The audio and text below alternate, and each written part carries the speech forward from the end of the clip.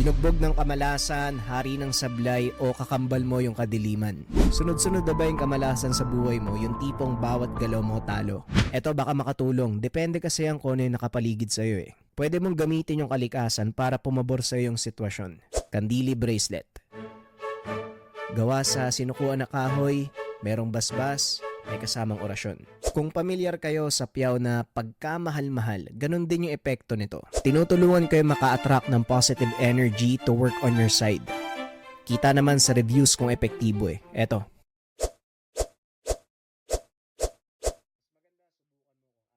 Mas maganda subukan mo kung ayaw mo ng malasin. Link sa comment section. Peace. Ang kwentong ito ay hango sa totoong buhay. Mula ito sa isa nating kabayan na itago na lang natin sa pangalang Berto. Walang eksaktong taon. Probinsya ng Antique. Berto, ano na naman ba ginawa mo sa kabisera? Laman pulutan ka ng mga manginginom sa bayan. Wala ka ba talagang gagawing matino ba? Palagi mo na lang kaming inilalagay sa kahiyan ng nasira mong nanay. Ito ang mga salitang kadalasang gumigising kay Berto tuwing umaga. Palagi itong nabubungangaan ng kanyang ama dahil na din sa katigasan ng ulo. Simula nang yumao ang ina, tila nawala na ito sa tamang landas. Palaging nasasangkot sa gulo, laman ng kulungan. Kung hindi dahil sa ninong nitong hepe ng pulis, hindi makakalabas ang binata. Yan ka na naman, tay. Ang aga-aga ang ingay mo eh. Tugon ni Berto. Paanong hindi mag-iingay, Aber? Kung hindi pa sa akin sinabi ng ninong Arturo mo na nakulong ka na naman, hindi ko pa malalaman. Wika ni Mang Arturo. Tay, tinanong mo ba si Ninong kung bakit ako nakulong? At bakit niya ako pinalabas? Hindi, di ba? Tugon ni Berto. Sabay bangon sa higaan. Ano bang nangyayari sa iyong bata ka? Bakit ka ba nagkaganyan? Tanong ng ama. Hindi po ako magkakaganito kung hindi namatay si nanay. Kagaya ng ipinangako ko bago siya ilibing, hindi ako titigil hanggat hindi ako nakakaganti. Tugon ni Berto. At upang lubos na maunawaan ang kwento, aatras tayo ng 5 taon. Nang mga panong ito, kasalukuyang hepe ng kapulisan ang ama ni Berto na si Mang Kitong. Masayang namamasyal ang mag-anak nang biglang harangin ng mga hindi kilalang kalalakihan ang kanilang sinasakyan. Pinagbabaril ng mga ito si Mang Berto. Napuruhan ang kanyang ina na naging sanhi ng pagkamatay nito. Kitang-kita ni Berto kung paanong tinapos ng mga mananambang sa kanila ang kanyang ina. Nagawa pa nitong bunutin ang baril ng kanyang ama na noon ay walang malay. Binaril nito ang isa sa mga kalalakian. Tinamaan sa kanang pisngi na nag-iwan ng malaking pilat. Ito ang naging palatandaan ng binata. Simula ng araw na yon, hindi tumigil si Berto sa paghahanap sa mga taong pumatay sa kanyang ina. Napuno ng galit at paghihigante ang kanyang puso hanggang sa tuluyan na itong mapariwara. Ngunit sa kabila ng pagiging sanggano nito, hindi naman maikakaila ang likas na kabutihang loob ng binata. Kadalasan nasasangkot ito sa gulo dahil lang sa pagtulong sa ibang tao. Balik tayo sa kasalukuyan. Pinaliwanag sa akin ng ninong mo kung anong nangyari. Tama ka. Maraming tawang nagpapasalamat dahil nasawata mo yung mga magnanakaw sa bangko. Pero marami din ang nagreklamo dahil nasira mo ang mga ari-arian nila. Hindi porket hindi ka tinatabla ng bala, isusubo mo na sa peligro ang sarili mo. Ay nako, Kapag nalaman ng Tio Diokno mo ang ginagawa mo sa ibinigay niyang mutya, paniguradong babawiin niya yan. Wika ng kanyang ama. Tama ang inyong narinig. Hindi tinatabla ng bala itong si Berto. Isa sa mga angking kakayahan ng mutya ng putik na ibinigay sa kanya ng kaibigan ng ama, na ang pangalan ay Mang Diokno. Isa itong antengerong mula sa Masbate. Ipinagkalob nito ang mutya ng putik kay Berto. Dahil sa kagustuhan nitong makapagigante, palagi itong napapahamak. Ang pangunahing dahilan ni Mang Diokno kung bakit niya ibinigay ang mutya sa binata ay para sa proteksyon. Ngunit kalaunan, natuklasan ni Berto ang ilan pang kakayahan nito na siyang ginamit ng binata upang hanapin ang mga taong pumatay sa kanyang ina. Alam kong maiintindihan ni Mang Diokno kung bakit ako nagkakaganito, tay. At sana kayo din po. Wika ni Berto. Berto anak, hindi tayo dapat mabuhay sa galit at paghihigante. Kung minsan, kailangan nating matutunang magpatawad. Tugon ng ama. O tay, minsan kailangan nating magpatawad. Pero minsan din, kailangan natin ng kamay na bakal para mabigyan ng hustisya ang mga pangyayaring hindi kayang aksyonan ng mga nasa pwesto. Pag-uusap ng mag-ama. Napapailing na lamang si Mang Kitong sa tuwing nababanggit ito ni Berto dahil alam niyang tama ang sinabi ng binata. Gayunpaman, palagi nitong pinapaalalahanan ng binata na huwag ilalagay ang batas sa kanyang kamay. Tandaan mo ang paalala sa iyo ng Tio Diokno mo. Hindi niya ibinigay sa iyo ang bertud na yan para sayangin sa walang kabuluhang bagay. Muling wika ni Mang Kitong bago nito iwan si Berto sa kwarto.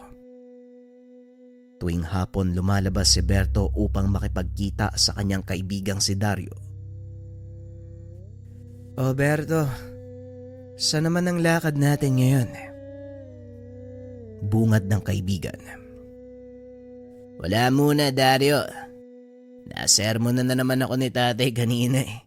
Kaya palamig muna tayo. Tugon ni Berto. Tama yan, buti pa. Pumunta na lang tayo dun sa dati nating tambayan. Ako nang bahala sa Toma. Nakadalensya ako kanina eh. Wika ni Dario. Inawat ito ni Berto. Wag na pare. Alam mo nang may sakit ang nanay mo eh. Kaya ilaan mo na lang sa gamot yung kinita mo. At isa pa, nauumay na din ako kakainom eh. Tugon ni Berto. Eh anong gagawin natin ngayon? Sayang ang magdamag pare oh. Muling wika ni Dario. Oo nga no. Bueno, bakit hindi kaya tayo pumunta doon sa plaza? Balita ako maraming tao ngayon eh. Mukhang may palabas yata. Alam mo pare, naninibago talaga ako sa'yo ngayon ah. Nilalagnat ka ba? Baliw. Baka nakakalimot ka. Hindi nilalagnat si Bertong putik. Gaya ng sinabi ko sa'yo, kalma muna ako. Sunod-sunod na akong dinadampot ni tatay sa presinto. Kung sa bagay o nga pala pare, maalala ko, yung nangyari kagabi, talaga bang mga sindikato yung nakabangga mo? Yun ang sabi ni Ninong eh. Kaya nga palamig daw muna ako baka kasi siya ang balikan ng mga yun pag nalamang pinalaya niya ako. Pag-uusap ng dalawa habang naglalakad papunta sa plaza. Pagdating nila sa lugar, halos hindi mahulugang karayom sa dami ng tao kaya pinili nilang manood na lamang sa malayo. Saktong nagsisimula na ang programa at magsasalita na ang alkalde. Isa pa yung walang silbi nating mayor eh. Puro salita. Simula nang maupo, wala ni isang proyektong natapos dito sa bayan. Puro porma, pakitang tao, wala namang gawa. Wika ni Berto. Lingid sa kalaman nito, nakikinig ang isa sa mga tauhan ng mayor. Magdahan-dahan ka sa mga pananalita mo, bata. Baka may makarinig sa'yo. Magulat ka na lang, pulutin ka sa talayban. Wika ng lalaki. Napalingon si Berto at tumugon. Pasensya na ho. Pero kahit marinig pa ni Mayor ang sinabi ko, wala akong pake. Dahil totoo naman eh. Ikaw nga sabihin mo sa akin, anong nagawa ni Mayor? Anong natapos sa proyekto? Wala, di ba? Tss. Saka, ano bang pake mo sa opinion ko? Halika na nga, Dario. Tugon ng binata. Hindi naman na nagsalita si Dario hanggang sa makarating sila sa lugar na wala ng tao. Pare, tauhan ni Mayor yung kausap mo kanina. Kulas ang pangalan nun. Yari tayo nito eh. Wika ni Dario. Natatakot ka. Wala akong pake kung magsumbong pa siya kay Mayor. Pagbuling ko pa sila eh. Tugon ni Berto. Nagpa siyang umuwi ang dalawa dahil wala namang gaanong gagawin sa labas. Saktong nagiwalay na ng daan ang mga ito nang biglang may humarang kay Berto. Sumama ka sa akin, bata. May kakausap sa yung importanteng tao. Wika ni Nicolas. Paano kung ayoko? Anong gagawin mo? Wika ni Berto habang nagtatanggal ng tsinelas. Lumapat ang paa nito sa lupa at kusang gumana ang bisa ng tangang mutya. Huwag mo nang palalain ang sitwasyon. Sumama ka na lang sa akin kung ayaw mong mapahamak ang kaibigan mo. Tugon ng lalaki. Lumabas ang kasama nitong hawak-hawak si Dario habang may nakatutok na barel sa sentido nito. Wala nang nagawa si Berto kung hindi ang sumama sa lalaki. Huwag kang mag-alala, wala namang mangyayari sa'yo eh. Kakausapin ka lang ng taong sinasabi ko. Wika ni Nicolas. Hindi naman sumasagot si Berto. Hanggang sa dumating na sila sa sinasabing lugar ng lalaki. Pinapasok ang binata sa isang lumang bodega at doon nakita niya ang isang lalaking nakasuot ng itim na damit. Maraming armado ang nakapalibot dito. Mayor, nandito na po yung taong sinasabi ko sa inyo. Wika ni Nicolas. Humarap ang lalaki. Nakangiti itong lumapit kay Berto. Salamat, Kulas. Makakaalis na kayo ng mga tauhan mo. Iwan nyo kaming dalawa. Baka nahihiya ang bisita natin sa maraming tao.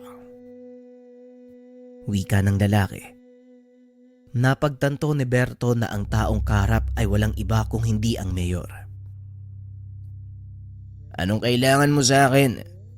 Wala ka mapapala, mahirap lang ako. Wika ni Berto. Ako, walang kailangan. Pero ikaw ang may kailangan sa akin. Hindi ba anak ka ng dating hepe ng bayan? Napatay ang nanay mo sa pananambang. At alam kong hinahanap mo ang mga taong pumatay sa kanya. Alam mo, pwede kitang tulungan eh. Yan ay kung makikipagtulungan ka sa akin. Wika ni Mayor Javier. Di may kailangan ka nga. Pasensya na pero hindi ko kailangan ng tulong mula sa'yo. Kaya kong kumilos mag-isa eh. At saka, bakit ba kailangan mo ng tulong ng isang kagaya ko? Tanong ni Berto. Hindi nalingid sa akin ang kakayahan mo, bata. May ilang taong nakapagsabi na nakaengkwentro ka nila at hindi ka daw tinatabla ng bala. Yan ang gusto ko mapatunayan. Wika ni Mayor Javier. Tss. Naniniwala pala kayo sa mga chismis, Mayor. Kaya pala walang nangyayari sa bayan. Magdaan-daan ka sa panginsulto mo, bata. Kayang-kaya kitang tirisin. Eh di subukan mo, Mayor. Hindi naman ako natatakot sa'yo eh. Yan ang gusto ko. Palaban. Pag-isipan mong mabuti ang alok ko. Dahil sisiguraduhin ko sa'yo, hindi ka lang makakagante sa mga taong pumatay sa daday mo. Kikita ka pa ng pera. Biglang natigilan si Berto sa sinabi ng Mayor.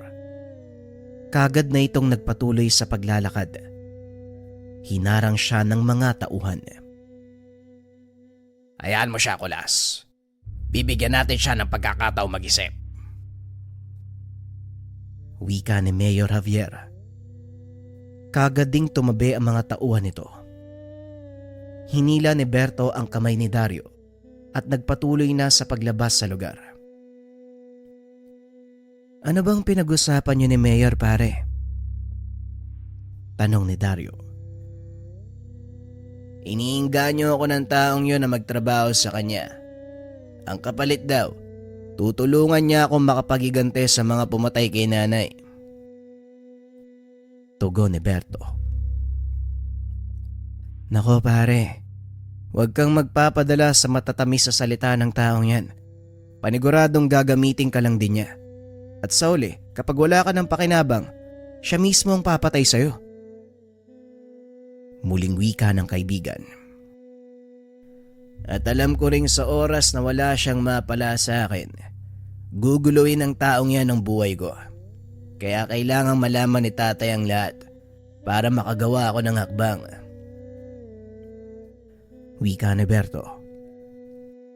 Pagkatapos ang pag-uusap, kagad na ding umuwi si Dario. Naiwang mag-isa si Berto.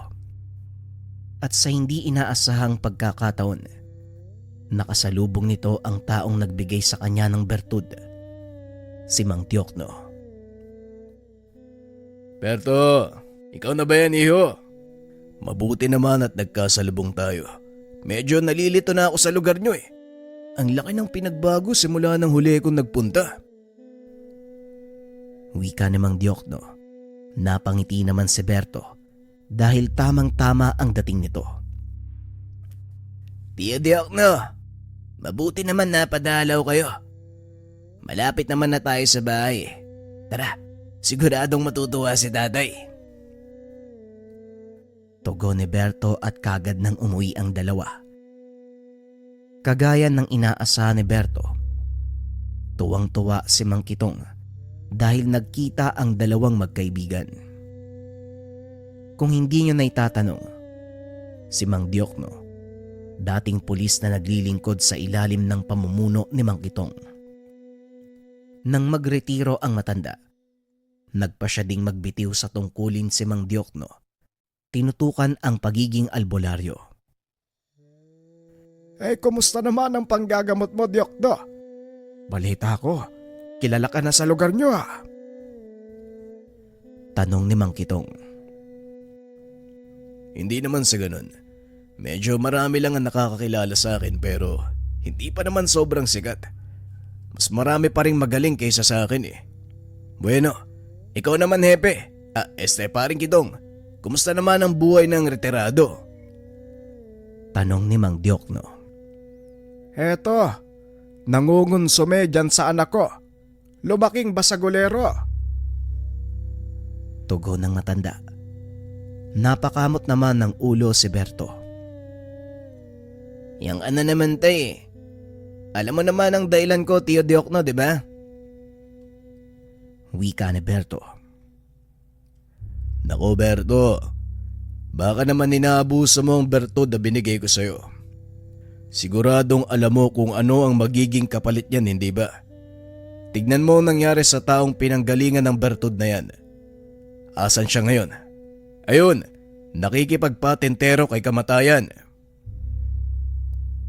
Tugon ni Mang Diokno Ang tinutukoy nito ay walang iba kung hindi ang kilalang antingero mula sa bahagi ng Luzon. Alam ko naman po yun, tiyo. Kaya nga hindi ko tinutularan ang ginagawa niya eh.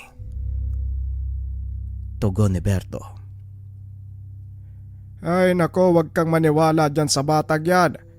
Konti na lang hindi na sila nagkakalayo ng taong yon. Wika namang Kitong. Seryosong usapan, Berto ha. Ang mutya ng putik, isang uri ng mataas na tangan dahil nabibilang ito sa 4 na pangunahing elemento. Sa oras na abusuhin mo ito o gamitin sa hindi magandang gawain, paniguradong sisingilin ka nito. At isa pa, hindi ko naman ipinagkalob sa iyo ng bertud na yan para maging basagulero. Kaya pakiusap, gamitin mo sa tama kung ayaw mong bawiin ko sa iyo ang bertud, kagaya ng naunang humawak niyan. Wika namang Diokno. Opo tiyo, pasensya na po kayo. Nga pala, may sasabihin po ako sa inyo. Pinatawag ako ni Mayor kanina nagkausap kami. Balak niya akong kunin para magtrabaho sa kanya. Wika ni Berto. Nagkatinginan ang dalawang nakakatanda. Tila nag-aantayan kung sino ang unang magsasalita. Hanggang sa naglakas loob na si Mang Diokno. Sasabihin ko sa iyo ngayon palang, Berto. Halangang kaluluwa ng taong yun. Bago pa man siya maupo bilang mayor, ilang beses nang nasangkot sa malaking krimen ng taong yan. Kaya kung ako sa iyo, mag-iingat ka. Wika ni Mang Diokno. Nakagad namang pinasigundahan ng ama. Tama ang Tiyo Diokno mo. Maging ang Tiyo Arturo mo, minsan na din siyang nakabangga. Kaso nga lang, hindi umubra ang bangis niya sa tapang ni Arturo. Wika ni Mang Kitong. Alam ko naman po yun, tay. Kaya nga sinasabi ko to sa inyo para humingi ng payo kung anong pwede kong gawin. Delikado din kasi ang lagay nyo kung sakaling tanggihan ko ang alok niya. Wika ni Berto. Tanggihan? Sino nagsabing tatanggihan mo siya? Tanggapin mo ang alok na trabaho ni Mayor. Kainin mo siya mula sa loob. Yun lang ang tanging paraan para matalo siya. Nagulat si Berto sa sinabi nito. Hindi niya inaasahan na yun ang payong makukuha mula sa isang dating pulis. Tama ang payo ni Tiyo Diokno, Berto. Ikaw ang magsisilbing anay sa matibay niyang pundasyon. Sirain mo siya mula sa loob. Sa pagkakataong ito, ibibigay ko ang permiso na gamitin ang mga nalalaman mo. Ito ang pinakatamang gawin, anak. Kaysa naman sayangin mo ang buhay mo sa paghahabol sa mga taong mahirap hanapin. Papasan ba't makakamit din natin ang katarungan. Wika ni Mang Kitong. Napangiti si Berto sa sinabi ng ama. May kung anong pumasok sa isipan nito. Kinabukasan, maagang pumunta sa munisipyo ang binata upang kausapin ng mayor. Umaasa ako na may maririnig na magandang balita sa iyo, Berto. Alam kong hindi mo sasayangin ang oras ko para sa walang kwentang bagay. Wika ni Mayor Javier. Oo naman, Mayor. Tinatanggap ko ang alok mo. At gusto ko na magsimula sa lalong madaling panahon. Tugon ni Berto. Magaling kong ganon. Isama mo ang ilan sa mga tauhan ko para sa una mong trabaho. Puntahan mo ang mga negosyanteng in-check sa palengke. Singilin ang kanilang upa sa pwesto. Masyado nang huli ang bayad nila. Wika ni Javier. Pasensya na po, Mayor. Pero lalakad ako mag-isa. Ayoko may bumubuntot sa akin. Tugon ni Berto. Mayabang ka, bata. Pero sige, tignan natin ang karakas mo. Gawin mo ang gusto mo. Matapos ang pag-uusap, kagad nang lumakad si Berto. Pinuntahan nito ang mga sinasabing incheck. Napag-alaman ng binatang miyembro ng malaking sindikato ang grupo. Nagsisimula pa lang ang mga ito, kaya hindi pa ganon kalawak ang kanilang sakop. Sinabi din ni Mayor na sapilitang pumasok sa bayan ang mga incheck para magbenta ng mga antigong kagamitan. Mula ito sa kanilang bansa.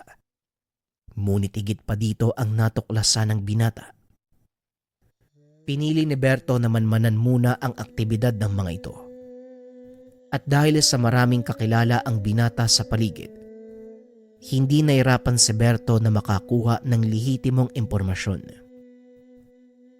Kinagabihan, nagpunta ang binata sa pantalan dahil may darating na kargamento mula sa kanilang bansa ang mga incheck. Saktong pagdating ng binata, naroon na ang mga dayuhan. Nagsisimula ng magbaba ng kanilang mga kargamento. 5 malalaking container ang binaba mula sa barko. Nanlaki ang mga mata ni Berto nang makita kung ano ang laman ng isa sa mga ito. Binuksan ng isa sa mga dayuhan ang container. Tumambad kay Berto ang napakaraming dayuhang iligal na pumapasok sa bansa. Bukod pa dito, may mga malalaking kahon na gawa sa kahoy na inilabas mula sa mga sisidlan. At ang mas lalong ikinagulat ni Berto dahil ipinagbabawal na gamot ang laman ng mga ito. Tinignan ng binata kung ilan ang mga taong naroon. Napagtanto ng binata na kaya niyang sawatahin ng mga kalaban, kulang-kulang sa 10 ang kanilang bilang. Gamit ang isang pambihirang kakayahan ng bertud ng putik, naglakad ang binata papalapit sa mga dayuhan. Ni isa sa kanila ay walang nakapansin. Isa sa mga katangian ng mutya ng putik ay ang napakalakas sa sabulag na kahit sa malapitan, hindi ka mahalata ng mga tao sa paligid. Isa-isang inatake ni Berto ang mga kaaway at pinagbabali ang mga leeg. Unti-unting nabawasan ang bilang ng grupo hanggang sa nangalahati na ang mga ito. Ngunit nang aatake ni Berto ang isa sa kanila, aksidente nitong natabig ang isa sa mga kahon. Dahilan para mapansin ng iba ang bumagsak na kasamahan. Dali-daling kumilos ang mga ito. Hinanap kung sino ang may gawa. Ngunit bigo silang makita ang kinaroroonan ni Berto. At dahil nabulahaw ang kanilang operasyon, nagpa siyang magpulasan ang mga ito. Dali-daling sumakay sa kani-kanilang sasakyan ng mga ito. Bago pa man makalabas ang pantalan, nagawa na silang harangin ng binata. Huminto ang mga dayuhan dahil nakatayo sa harap ng kanilang sasakyan ng binata. Isa-isang nagbabaan ang mga ito. Pinaulanan ng bala ang binata, ngunit sinuong lang ito ni Berto ng walang kahirap-hirap. Gamit ang dalang tubo, pinagpapalo nito ang mga incheck hanggang sa tuluyang mapatulog. Matapos ay tinalian ang kamay at paa. Iniwan ng binata ang mga itong nakagapo sa isang sulok habang ang mga dayuhang iligal na pumasok sa bansa muling kinulong ng binata sa container. Matapos ay pinuntahan nito ang ninong upang ipagbigay alam ang ginawa. Nanlaki ang mga mata ng hepe dahil hindi nito lubos maisip na gagawin ito ni Berto. Nang masigurado ng binata na hawak na ng kapulisan ang dayuhan, kagad itong pumunta sa tahanan ng mayor. Yan ang gusto ko sa'yo, Berto. Iba ka kung kumilos. Nagagawa mo ang gawain ng 5 tao ng mag-isa. Wika ng mayor. Gaya ng sinabi ko sa'yo, Mayor, kaya kong kumilos nang hindi umaasa sa iba. Anong susunod kong gagawin? Tanong ni Berto. Kumalma ka muna. Dahil hindi pa tapos sa mga dayuhan. Babalikan nila kung sino man ang may gawa nun. Lalo pat nakuha ang kanilang mga kontrabando. Muling wika ni Mayor Javier. Huwag kang mag-alala dahil malinis ako magtrabaho. Walang sino man ang nakakita sa akin at siguradong hindi nila malalaman kung sino ang bumangga sa kanila. Tugon ni Berto. Yan ang gusto ko. Pasado ka sa akin, bata. Sige, magpalamig ka muna bago ang susunod mong trabaho. Wika ng Mayor. Sabay hagis ng sobre sa kanya. Teka, para saan to? Tanong ni Berto. Para sa trabaho mo. Mas malaki pa ang susunod kung mananatili kang tapat sa akin. Wika ni Mayor Javier. Ngunit wala sa isip ng binata ang pera, kaya pinili niyang itabi ang mga ito. Kinabukasan, muling nagkita sina Dario at Berto. Sinabi nito ang tungkol sa trabaho. Nagulat naman ang kaibigan. Anak nang, bakit mo naman ginawa yun, Berto? Akala ko ba hindi ka papanig kay Mayor? Anong nangyari? Tanong ni Dario. Hindi naman talaga, pare. Ginawa ko to para malaman kung ano ang totoong balak ni Mayor. Nakausap ko si Tatay at Tio Diokno. Sinabi nila sa akin, bago pa man maupo sa pwesto si Mayor, marami na itong ginawang problema. Hindi lang sa bayan, kung hindi sa buong probinsya. Siguro, dapat pag-aksayan ko lang ng lakas at oras ang isang to. Pagpapaliwanag ni Berto. Hindi mo alam yung sinusuong mo, pare. Mapapadali yung buhay mo dyan. Bata ka pa, Berto. Marami ka pang magagawang magandang bagay kaysa dyan. Tugon ng kaibigan.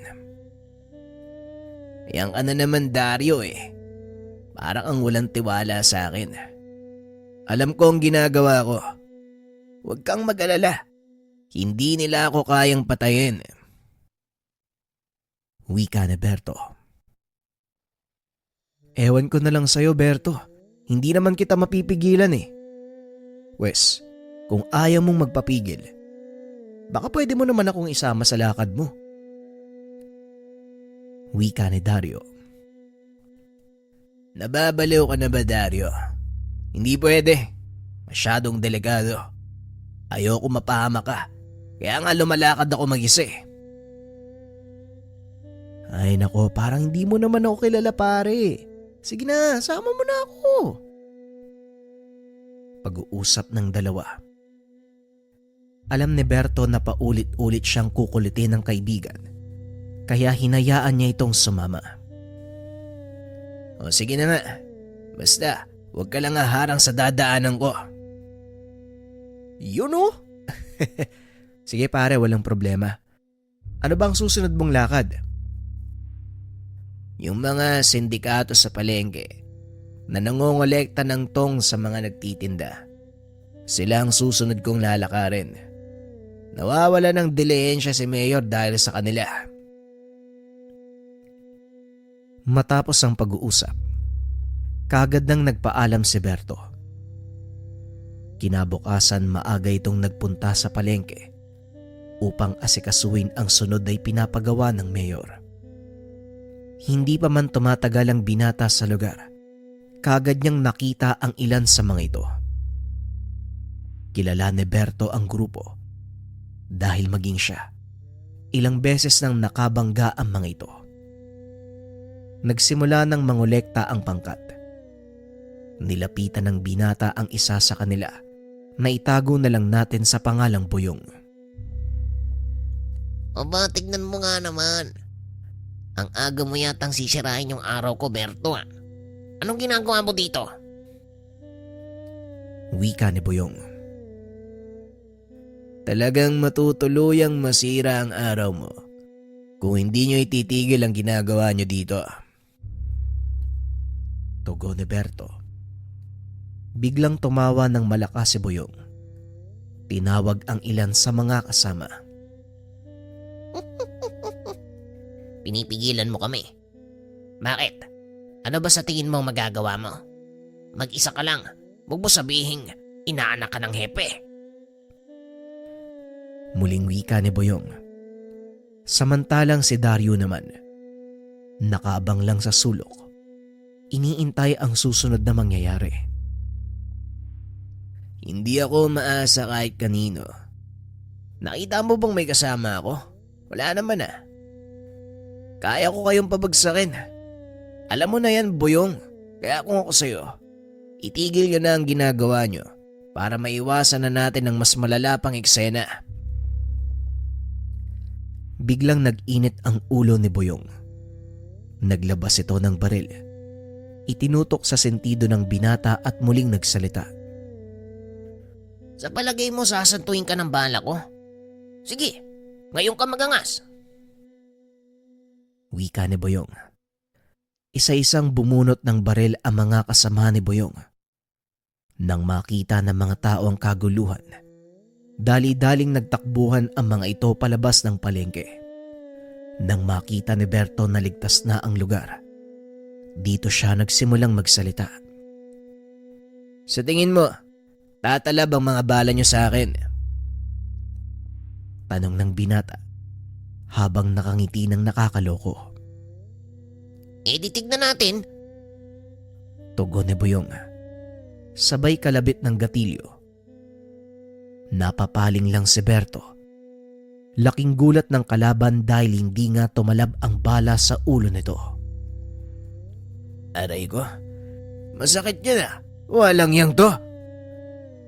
Wika ng binata sabay hawak sa batok ni Boyong.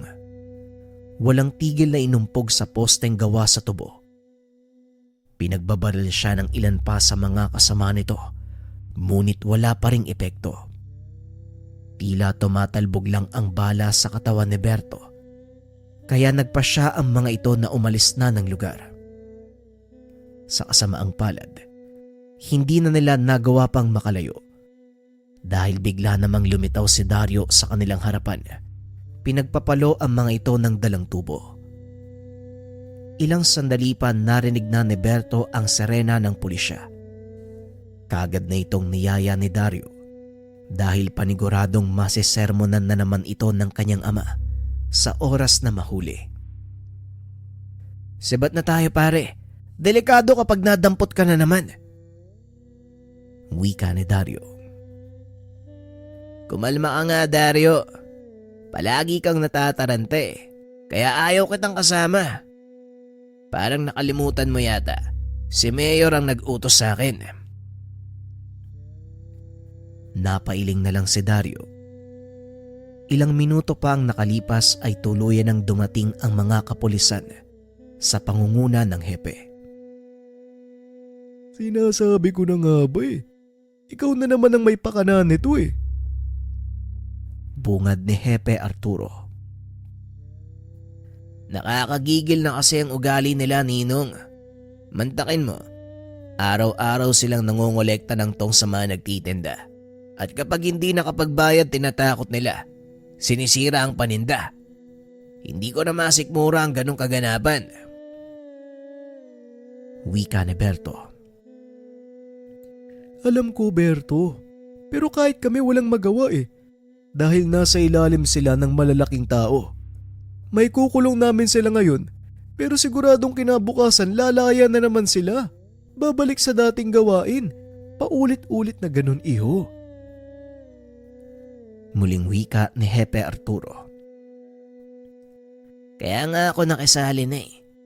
Masyado nang masakit sa lalamunan ng mga tinik na yan. Kailangan ng bunutin. Isa pa, Ninong. Utos to ni Mayor. Pabulong na wika ni Berto. Nanlaki ang mga mata ng Hepe dahil hindi nito akalaing nagtatrabaho na ang inaanak sa Mayor. Nagtatrabaho ka kay Mayor? Alam mo ba ang gulong pinasok mong bata ka? Sa oras na dumikit ka sa taong yan, wala nang labasan, hindi ka na makakabitaw. Pabulong na wika ni Hepe Arturo. Alam ko yun, Nong. Kaya nga uubusin ko sila mula sa loob. Sa ngayon, pinapatunayan ko pa ang sarili ko sa kanya para makuha ang tiwala ng taong yon. At sa oras na magawa ko, uumpisan ko siyang kainin. Wika ni Berto. Napailing na lang ang Hepe sa sinabi ng binata. At para mas malinawan, pinaliwanag ni Berto ang naging dahilan. Sinabi ng binatang si Mang Jokto mismo ang nagbigay ng impormasyon na si Mayor ang pangunahing dahilan ng mga krimen sa kanilang bayan. Alam din ni Berto, napakawala nito ang mga pumatay sa kanyang ina. Kung totoo yung mga sinasabi mo, mag-iingat ka. Dahil hindi sa lahat ng oras pwede ko makialam. Sige na, umalis ka na dito. Wika ng Hepe. Ito ang naging dahilan para mas lalo pang maging tunog ang pangalan ng binata. Kinatakutan nito ng parehong malalaki at maliliit na sindikato. Naging mapayapa ang bayan dahil sa presensya ni Berto, na labis namang kinatuwa ng mayor. Hindi akalain ng binata ang susunod na ipapagawa sa kanya ng mayor. Ipatumba ang hepe ng kapulisan. May ipapagawa ko sa iyo, Berto. At alam kong magiging madali lang ito para sa iyo. Masyado nang nangihimasok ang kapulisan sa operasyon ko sa Barrio Santa Ana. Hindi naman siguro lihim sa iyo na naroon ang paggawaan ko ng pinagbabawal na gamot. Gusto kong itumba mo ang hepe. Wika ni Mayor Javier. Nanlaki mga mata ni Berto nang marinig ang sinabi nito. Itumba ang hepe. Sigurado ko ba, Mayor? Malaking gulo yan kapag nagkataon. Pasensya na, pero hindi ko gagawin ang sinasabi mo. Wika ni Berto. Ang ibig sabihin ba nito, bibiguin mo ko? Bakit? Natatakot ka ba? Tanong ng Mayor. Hindi naman sa natatakot, Mayor. Pero malaking tao si Hepe. At kapwa natin alam, kilala siya sa bayan. Alam din ng mga taong ikaw ang pinakamatindi niyang kalaban. Kaya walang ibang paghihinala ng mga taga rito kung hindi ikaw. Wika ni Berto. Hindi mangyayari yon kung papalabasin mong aksidente ang lahat. Wala namang problema kung hindi mo tatanggapin ang trabaho. Ipapagawa ko na lang kay Kulas. Muling wika ni Mayor. Mabuti pa nga, Mayor. Ayoko lang din na maging dahilan ng problema niyo. Tugon ng binata. Nagkunwari itong sumang-ayon sa plano ng Mayor para hindi malata ang susunod niyang hakbang. Matapos ang pakikipag-usap, kaagad nitong pinunta ng hepe sa istasyon upang ipagbigay alam ang susunod na plano ng Mayor. Talagang hindi ako titigilan ng mayor na yan. Makailang beses niya nang pinagtangka ng buhay ko. Dahil ako lang ang naglalakas loob na pigilan ang mga masama niyang gawain. Wika ni Hepe Arturo. Kaya nga po, Ninong kailangan niyo muna sigurong magbakasyon. Lumayo muna kayo sa bayan, nakakatakot ang pwedeng mangyari. Tugon ni Berto. Huwag kang mag-alala, Berto. Sa pagkakataong ito, makikinig ako sa'yo. Wika ng hepe. Kinagabihan sinundan ng binata ang hepe pauwi. Ngunit hindi ito nagpalata. Wala rin siyang alam kung kailan sasalakay si Kulas, kaya hindi nilubayan ng binata ang hepe. Salitan silang nagbabantay ni Dario. Halos 1 linggo din nilang ginawa ang pagmamatyag, ngunit wala namang nangyayari. Hanggang isang araw, kasalukuyang may isinasagawang programa sa plaza. Naroon ang hepe bilang panauhing pandangal. Nakamasid sa hindi kalayuan ang binata. Namataan nito si Kulas na umaaligid sa mismong sasakyan ng hepe. Dario, huwag mong aalisan ng tingin sa hepe. May pupunta lang ako. Wika ni Berto sa kaibigan. Dali-daling pinuntahan ni Berto si Kulas na noon ay pilit nang binubuksan ang pinto ng sasakyan ng hepe. Laking gulat nito nang bigla siyang hatakin ni Berto palabas ng sasakyan at walang tigil na pinagsusuntok. Dahil sa nangyaring kaguluhan, nakuha ng dalawa ang atensyon ng mga pulis sa paligid. Kaagad silang dinampot. Tignan mo yung ginawa mo. Hindi ko tuloy natapos ang pinapagawa ni Mayor. Ikaw ang mananagot sa oras na malaman niya to. Wika ni Kulas. Kapwa silang ikinulong ni Berto. Kalaunan ay pinalaya din ng binata dahil napatunayang totoo ang binitawang salaysay nito. Nilooban ni Kulas ang sasakyan ng hepe. Pasensya na, Kulas. Mukhang mananatili ka dyan ng ilang araw. Huwag kang mag-alala. Ako nang bahalang magsabi kay Mayor ng kapalpakan mo. Tugon ni Berto. Matapos makalaya ay kagad nitong kinausap ang hepe. Alam kong lalabas din ng kulungan ng isang yan, Ninong. At ako na ang bahala. Ang mabuti pa, umalis ka na sa bayan. Wika ni Berto. Nako iho, wag mo na akong alalahanin. Kaya ko ipagtanggol ang sarili ko. At isa pa, nakausap ko na din ang iyong ama at si Diokno. Mamaya lang nandito na mga ngayon. At tupagin mo ang misyon mo. Ako nang bahala sa sarili ko. Tugon ni Hepe Arturo. Kahit papano nabawasan ang pag-aalala ng binata dahil alam nitong tutulong si Mang Diokno at ang kanyang ama. Matinik sa laban ang dalawang ito nung aktibo pa sa serbisyo. Kaya naman tiwala sa Berto na mananatiling ligtas ang hepe. At para maisagawa ng binata ang susunod na plano, inatras ng hepe ang kaso laban kay Kulas. Ilang sandali lang ay nakalaya na din ito na siya namang pinaka-inaabangan ng binata. Nakita ni Berto na naglakad palabas ng presinto si Kulas. Dali-dali niya itong sinundan. Pagdating sa isang bakanting lote, doon niya ito sinunggaban. Laking gulat ni Kulas dahil hindi nito inaasahang susugurin siya ni Berto. Ano sa palagay mong ginagawa mo? Bakit mo ako kinakalaban? Tanong ni Kulas. Pasensya na, Kulas. Pero hindi maaaring masira ang balat kayo ko kay Mayor. Tugon ng binata. Sabay baril sa ulo ni Kulas. Hindi nakaramdam ng panghihinayang ang binata dahil kailangan niya itong gawin para manatiling sikreto ang kanyang plano.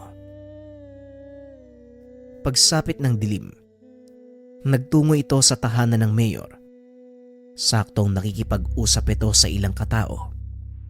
Hindi pamilyar kay Berto ang mga ito. Laking gulat ng binata nang marinig ang kanyang pangalan. Mas lalo pang nagulat si Berto nang makita ang muka ng isa sa mga kausap ng Mayor. Ito ang taong tinamaan niya sa muka. Pasimpleng naupo si Berto sa sulok. Kunwari ay nagbabasa ng diaryo. Pinakinggan nito ang usapan ng grupo. Wala kayong dapat katakutan. Hawak ko sa legang anak ni Kitong. Anumang sabihin ko ay susundin niya. Kaya magagawa niyo ang mga plano niyo nang walang nangingialam. Wika ng Mayor. Siguraduhin mo lang, Mayor. Dahil sa oras na mabulilyaso kami, titiyakin ko na hindi ka na makakatakbo sa susunod na eleksyon. Tugon ng lalaki. Huwag kang mag-alala, Amante.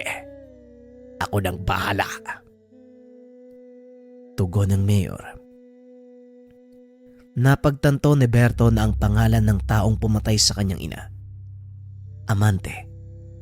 Muling bumalik ang sakit ng alaala sa binata. Pilit nitong pinigilan ng sarili. Nag-antay ng tamang pagkakataon si Berto hanggang sa dumating ang araw na magpang-abot sila ng mga taong pumatay sa kanyang ina. Dumating na sa bayan ng mga kaibigan ko. Nagsisimula na ang kanilang negosyo. Salamat sa iyo. Nabawi natin ang mga pwesto ko sa palengke. Ngayon ang magiging trabaho mo, proteksyonan si Amante at ang pasugalan nila. Teka, hindi ko pa nakikita si Kulas. Ano bang nangyari sa taong yon? Wika ni Mayor. Ilang sandali pa ay dumating ang isa sa mga tauhan nito. Laking gulat ng Mayor nang malamang patay na si Kulas. Natagpuan nitong nakahandusay sa isang bakanteng lote sa gawing dulo ng bayan. Mukhang nabigo si Kulas ah. Nabubuhay pa din ang lintik na epe. Bakit kasi hindi pa ikaw yung kumilos, Berto? Galit na wika ni Mayor. Teka lang, Mayor. Huwag mong isisi sa akin ang kabiguan ng tauhan mo. Kasalanan ko bang hindi pa nawawala ng bangis ang epe? Tugon ni Berto. Talagang pinapasakit ng hepe na yan ang ulo ko ah. Magiging malaking tinik sa lalamunan ng taong yan. Kaya hanggat maaari, wag na wag mong papabayaan ang pasugalan nila, Amante. At sa oras na malaman ng kapulisan, siguradong hindi sila titigil hanggat hindi napapahinto ang operasyon. Wika ng Mayor. Muli namang nakaisip ng plano si Berto. Matapos ang pag-uusap, kaagad nitong pinuntahan si Dario. Sinabi ang plano. Nagulat din ito nang sabihin ni Berto na nahanap niya na ang mga taong pumatay sa ina. Dario, puntahan mo si tatay at sabihin sa kanila ang bala ko. Alam na nila ang gagawin. Bilisan mo, dahil ngayong gabi ko isasagawa ang pagpapabagsak kay Mayor. Biglang kinabahan si Dario sa sinabi ni Berto. Ngunit wala na itong magagawa pa. Dali-daling lumabas ang binata at kinausap si Mang Kitong. Samantalang si Berto naman, pumunta sa pasugalan ni Amante upang siguraduhin naroon ang mga ito. Gamit ang kakayahan sa pagbabalat kayo, tinago ni Berto ang kanyang itsura. Isa ito sa mga orihinal na kakayahan ng mutya ng putik. Ngunit hindi ito nagtatagal. Ilang oras lang. Maaari ding bumalik sa dati ang itsura ng may tangan. Depende sa antas ng kanyang kakayahan. Ikaw ba si Berto? Ang sinasabi ni Mayor. Parang ibang Bertong nakita ko noon. Beno, wala akong pakialam. Hanggat nagagawa mo ang trabaho mo, wala tayong magiging problema. Wika ni Amante. Sabay lakad papasok ng opisina. Hindi naman nagsalita si Berto. Pilit nitong pinipigilan ng galit. Hanggang sa dumating si Mang Diokno. Naupo ito sa isang mesa habang inaantay ang hudyat ni Berto. Kasama din ng mga ito ang kapulisan na nagkukunwaring mga sugarol. Nakaantabay ang mga ito sa sulok kung sakaling magkaroon ng aberya sa operasyon. Saktong kasarapan ng pagsusugal ng mga tao nang biglang ideklara ang raid ng isa sa mga pulis na kasama ni Hepe Arturo. Nagsipagtayuan ng mga tao, kanya-kanyang hanap ng daanan palabas. Samantalang si Berto naman, nakatayo lang sa pinto ng opisina ni Amante. Biglang nagbukas ang pintuan. Lumabas si Amante na may dalang baril. Dali-dali namang hinila ni Berto ang kamay nito at sinandal sa dingding. Anong ginagawa mo?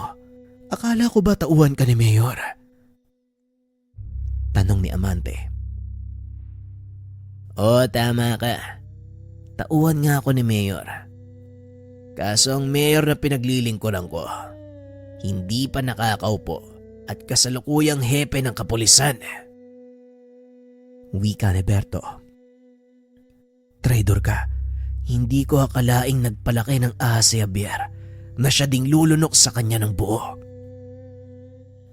Wika ni Amante. Wala akong pakialam kay Mayor. Ang totoong pakay ko dito, ikaw. Siguro naman, hindi mo pa nakakalimutan ang ginawa mo sa nanay ko 5 taon na ang nakakaraan. Sinasabi ko na nga ba, may binabala ka. Matagal na yun bata. Napagutusan lang din ako. Wala ding ibang nag-utos sa akin kung hindi si Mayor. Pinagpatuloy ni Amante ang kwento. Sinubukan ding pigilan ng kanyang ama ang operasyon ni Mayor nung hindi pa ito nauupo. At dahil naging sakit sa ulo ng Mayor, pinili niyang ipapatay si Mang Kitong. Tauhan lang din ako bata, kaya baka pwede naman nating pag-usapan na lang. Wala tayong dapat pag-usapan. Pinatay mo ang nanay ko at sisiguraduhin kong pagbabayaran mo yon. Bakit ako ang sisisihin mo? Masyadong naging pakialamero ang tatay mo, kaya nangyari yon. Huwag mong ibunton sa iba ang kawalanghiyaan mo. Pag-uusap ng dalawa. Isang malakas sa suntok ang binigay ni Berto kay Amante, dahilan para bumagsak ito sa sahig. Sa kasamaang palad, nadampot nito ang nahulog na baril. Walang pagdadalawang isip na pinaputokan si Berto. Nanlaki mga mata nito dahil tila tumatalbog lang ang bala sa katawan ng binata. Paulit-ulit niya itong binaril hanggang sa maubos ang bala. Ngunit walang naging epekto kay Berto. Nakalimutan nata sabihin ni Mayor Javier ang dahilan kung bakit niya ako kinuwang tauhan. Wika ng binata. Sabay dampot ng naputol na paa ng bangkuan. Hinampas ito sa mukha ni Amante. Paulit-ulit itong ginulpe ng binata hanggang sa hindi na makakilos. Tama na yan, Berto. Hindi niya na kayang lumaban. Hayaan mo na ang kapulisan. Kailangan nating puntahan si Mayor. Paniguradong sa mga oras na to, tatakas na din siya. Wika ni Mang Kitong. Ako na po ang bahala sa kanya. Dumito na lang po kayo. Dali-daling pumunta ang binata sa tahanan ng Mayor. Naabutan niya itong isinasakay ang mga bag na punong-puno ng pera. Nang mapansin ng mga tauhan ni Mayor ang binata, pinaulanan ito ng bala. Tinanggal ni Berto ang kanyang suot na sapatos. Naglakad ng nakayapak sa lupa. Dito pinamalas ng binata ang buong kakayahan ng tangang mutya. Kahit gaano kalakas ang baril na gamit ng mga kalaban, hindi ito tumatalab kay Berto. Laking gulat ng Mayor nang itinaas ng binata ang kanyang kamay. Isa-isang nilamon ng putik ang mga tauhan nito. Berto, parang awa mo na. Hayaan mo lang ako mabuhay. Sa'yo na ang lahat ng perang to. Wika ni Mayor Javier habang ipinapakita ang bag na punong-puno ng pera. Pasensya na, Mayor. Pero hindi pera ang habol ko, kung hindi ang buhay mo. Tugon ni Berto. Tinutok nito ang kamay sa alkalde. Dahan-dahang lumikop sa katawan nito ang napakaitim na putik. Ikaw ang magsisilbing pagkain para sa aking alagang mutya. Matagal ko nang hindi nagagawa to eh. Kung hindi lang dahil sa mga sukab na kagaya mo. Wika ng binata. Alam nito ang totoong kakayahan at pinagmula ng mutya ng putik. Isa itong gamit sa kaliwa na nangangailangan ng buhay na alay sa tuwing papakainin. Si Mayor Javier ang naging sakripisyo para dito. Dinig sa paligid ang nakakatakot na sigaw ng Mayor hanggang sa tuluyan itong kainin ng lupa. Matapos maisagawa ang plano, kaagad bumalik si Berto sa mga kasamahan. Nadala ng hepe ang mga tauhan ni Amante. Siniguradong hindi na makakalabas pa ang mga ito. Patong-patong na kaso ang sinampa sa kanya ng pamahalaan. Maging sa alkalde na noon na hindi na mahagilap ng kapulisan. Walang kaalam-alam ang mga ito sa ginawa ni Berto. Tanging si Mang Jokno lang ang nakakabatid sa totoong ginawa ng binata. Sa paglipas sa mga taon, muling nanumbalik sa kayusan ng kanilang lugar. Nagretiro si Hepe Arturo at gaya ng hula ni Berto, tumakbo ito bilang alkalde at pinalad na manalo sa halalan. Samantalang ang kaibigan ni Berto na si Dario, binigyan ng pagkakataong makapasok sa pulisya. Maging si Berto ay niyakap ang pagiging pulis. Sa wakas ay nagkaroon ng kabuluhan ng kanyang buhay. Hindi kagaya ng mga naunang humawak ng bertud ng putik. Ginamit niya ito upang mapanatili ang kaayusan ng bayan. Sinong mag-aakala ang isang sangganong antingero magiging tapat na lingkod ng batas? Siguro nga totoo ang kasabihan na hindi natin masasabi ang magiging tadhana ng isang tao. Ngunit masaya si Berto. Nagkaroon ng saysay ang kanyang buhay dahil sa mutya ng putik. Maraming salamat sa pakikinig. Abangan ang susunod nating series sa Friday mga kabayan. Ito ay tungkol sa kabal, bertud ng pagong. Kita-kits mga kabayan sa series sa Friday. Paalam.